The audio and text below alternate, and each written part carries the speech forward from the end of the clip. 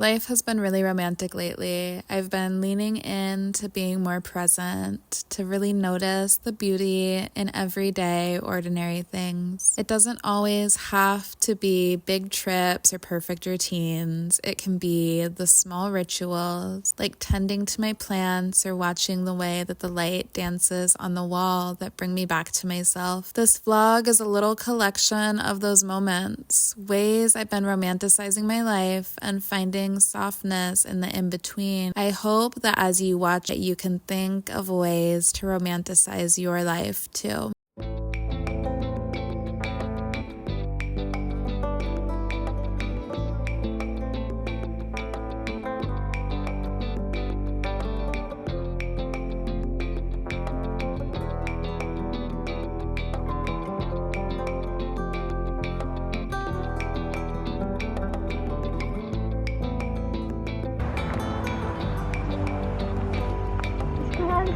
And it's kind of beautiful.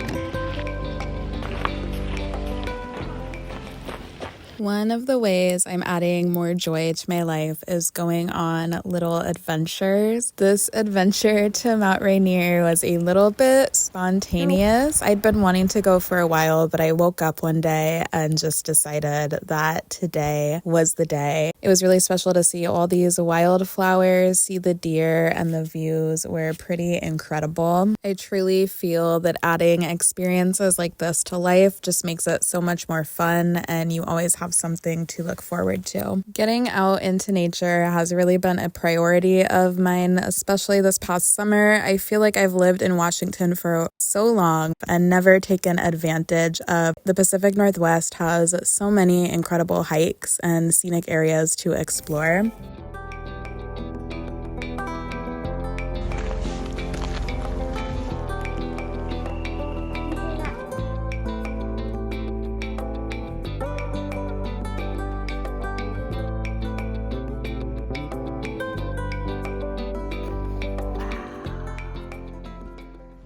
Hurrying to get back before dark. So pretty.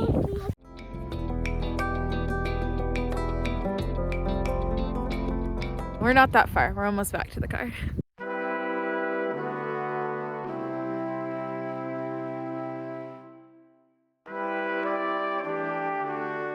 Felt like doing a face mask. I feel like I've not focused on beauty rituals lately, and I miss them. I think it's really romantic to take care of yourself in that way. I've got the clay mask on to clean up my pores.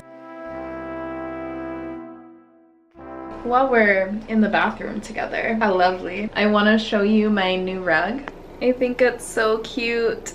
I got it at World Market a couple months ago. It makes me more excited to be in my bathroom and doing these beauty rituals or just getting ready in the morning because the rug is just so cute.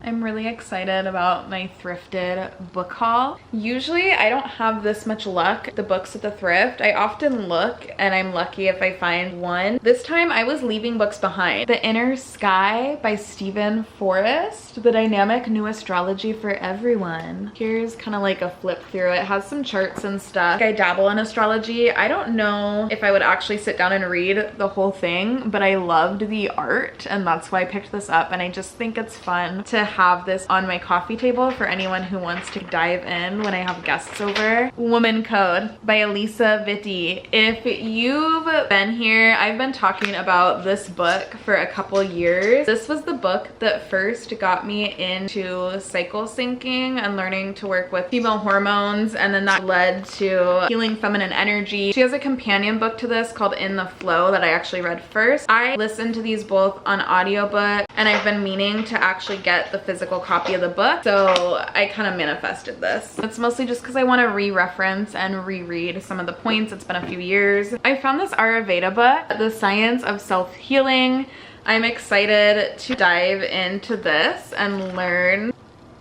Wow, I'm already learning stuff. Awakening the Healer Within, an introduction to energy-based techniques. this. I don't know what to expect out of this one, but I am excited to learn. Your Mother's Story. This is really cool. It's totally empty, but it's just this journal with all these different entries that our moms can fill out. Has questions, everything from what was the hardest lesson for you to learn as you grow up, and even more simple things like who was your first crush and what happened to them. I just think it'd be fun to gift this to my mom. It's pretty thick, so I don't want to like pressure her to fill out the whole thing, but hey, once in a blue moon you can choose a page and fill it out. I think that would be really special for me and my siblings to have. The Fourfold Path to Healing. I was reading through this at the thrift store and they had a section on depression, and I've been dealing with some of my own depression lately, so I just really wanted to dive into that section of this book. My Fairy Jigsaw book. This is so cute. I'll have to show you the pages. The illustrations are so good and they each have a little story. I got this for my daughter, but like also for me. I love all things fairy, and it was really fun to do the little puzzles together. Encyclopedia of Herbal Medicine. If you've been here recently, you know I've been getting pretty interested in herbs. This one's really cool because it's literally an encyclopedia of like every herb that you can think of. This is not from the thrift store, but I did also get this recently. It's a vagus nerve deck. I haven't gotten too into it, but it looks really cool. It has different categories: vitality, things to like energize you, things to calm you, and ideas for connection. My aunt was visiting and she is a therapist and she recommended this deck. She said that she recommends it to clients all the time too. I'm excited to dig into that. I love some vagus nerve.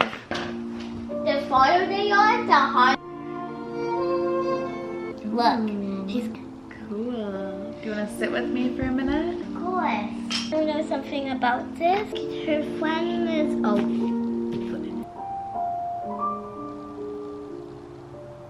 Guys, it's not done. I just realized that I've been filming with popcorn on the couch from last night. That's very real. Don't eat it, please. I love listening to little playlists on YouTube that have different aesthetic backgrounds. Right now I'm listening to one called Midsummer July Ambiance, Sun, Moon, and Falling Stars. I will link it below. I think it's a good way to kind of time block too. If you have something that you're supposed to be doing, just do it as long as that playlist plays.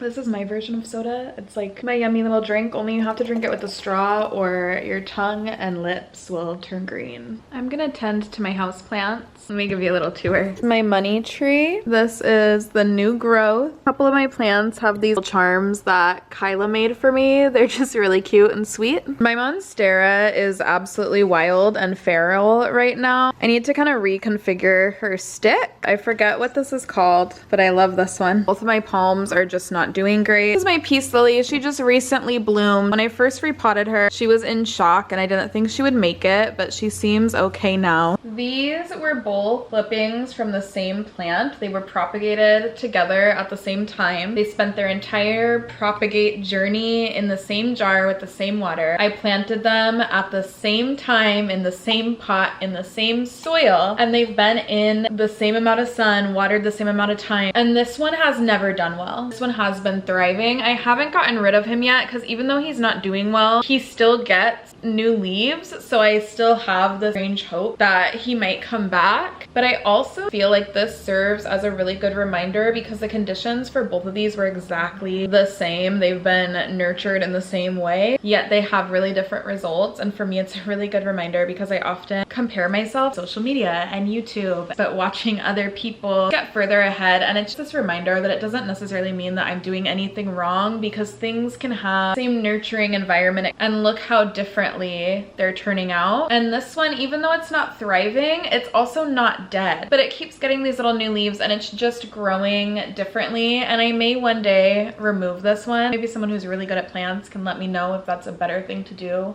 for this guy to thrive. Maybe they also represent different interests within the same person. Letting go of it's not for you. I just feel like it's really symbolic that these both essentially have had the same life and come from the same place, yet one of them is thriving so abundantly and the other one is struggling and hanging on. Out here, I have these succulents and they definitely could be put into the soil better. But the thing about succulents, they're pretty hardy. They're gonna live even if I neglect them for a while. They're kind of my last priority right now. I actually have a little tomato, and this is a cherry tomato plant. I forget exactly what variety it is. I also have these two. I absolutely was hoping to have more tomatoes this year than 3. Still happy and really stoked with the 3 that I do have. It's already September 10th. Technically still summer till September 22nd, mind you. But I don't know if I'm gonna get more tomatoes off that plant or not. These are my daughter's wildflowers. We just planted the seeds in this. And then we have the basil. My sister is so sweet and gifts me little plants whenever I go over there, little cuttings. This has been propagating longer than I care to admit. She also gave me this aloe vera. It's been in this too long and it needs a real home. I'm gonna take these outside and plant them. I've had an issue with yellow jackets not wanting to leave me alone when I'm on my patio, but I have this little trick that's been keeping them away. Fan. I have an outlet on my patio. It is really loud, so I don't know if I'll be able to keep it on this time while I'm recording, but I just put the fan on full power and then the yellow jackets can't fly in the wind, so they just keep on going right past. This is a plate to go underneath a pot, but it is cute little antique. I like to go to the thrift store and get the things that go under my pots instead of buying the little plasticky ones that they have at like Home Depot or a plant store. I've gotten little crystal plates before. Fun little tips. I wanted to share it. This barely has roots, so I don't know how it's gonna do.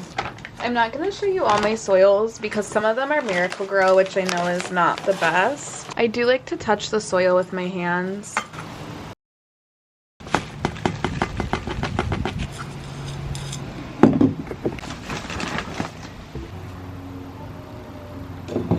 Look at his roots, so pretty.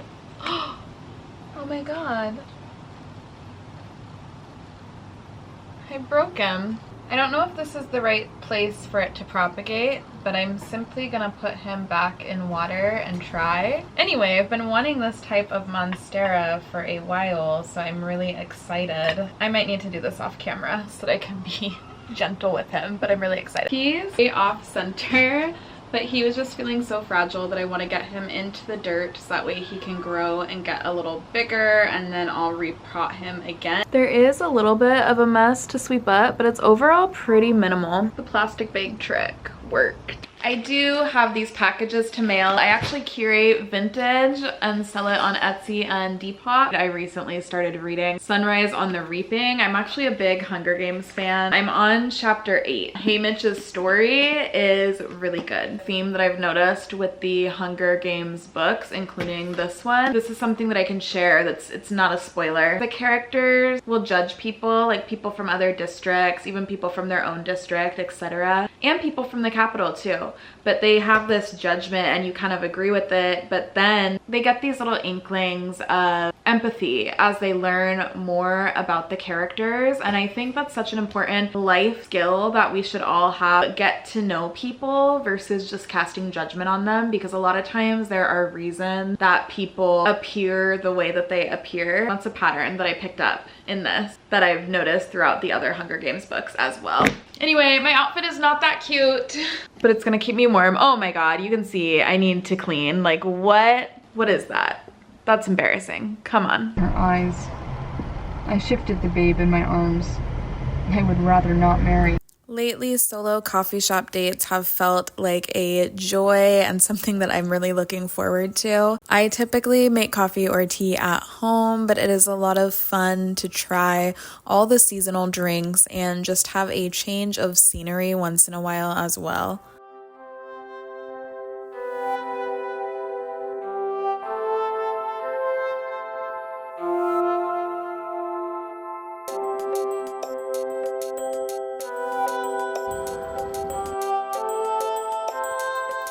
I decided to take my yoga practice outside and onto my balcony. I love practicing yoga outdoors, and I also love spending time on my balcony, so I'm surprised I haven't thought to do this before. It was so nice to flow and watch the sun set while breathing in the cool night air. I love studio yoga, but I also like to do yoga at home. I find when I am at home, I am able to listen to my body's inner wisdom and move my body somatically how it wants to. I also have a fantastic yoga playlist, so I will go ahead and share just a few of the songs that I have been flowing to recently. To be honest, I haven't felt very motivated to cook. I went to the co-op and grabbed some pre-made foods to have over the next couple days. This is like my life hack for when you need nourishment and you're not feeling totally up to it. I have a sandwich that I already ate and devoured. Vegan bibimbap. Also, I want to clarify, I'm not vegan, but I eat plant-based often. 80% of my meals are plant-based, and then the other 20% to include meat or other animal products. Roasted yams and this tofu salad. I've also been tired. I've been trying to live off tea, but I feel like I need some coffee. I'm gonna make a salad this weekend. I made this salad one other time and it's so good that I can't wait to eat it again. I got dill.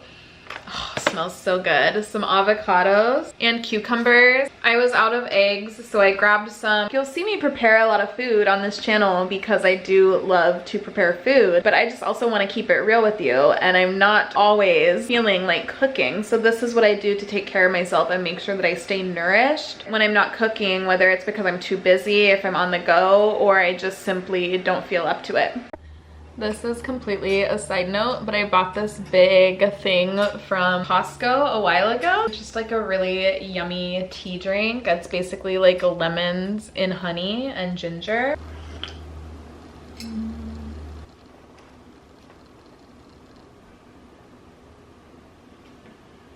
I'll show you my outfit of the day. Cozy around the house, running errands type of outfit.